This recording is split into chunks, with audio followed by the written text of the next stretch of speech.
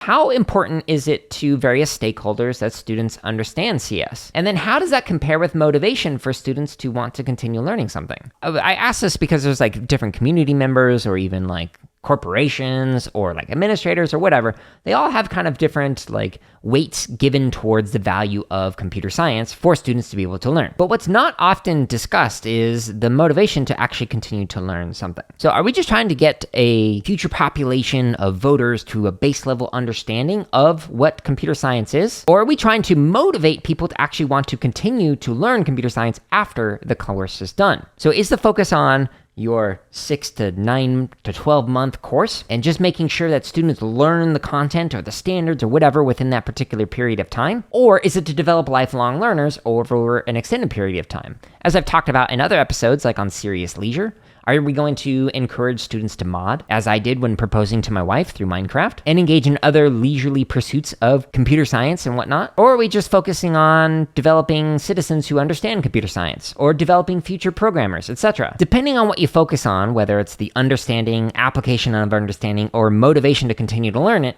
it's going to kind of like determine what kind of an approach you use in your classroom. So something important to consider when designing classes. What is your focus on? Is your focus on understanding? Is your focus on application of understanding? Or is your focus on developing lifelong learning? Or is it a combination of those in different ways? This excerpt of the CSK8 podcast was from episode 185, which is titled Mind the Gap, the Illusion of Skill Acquisition in Computational Thinking.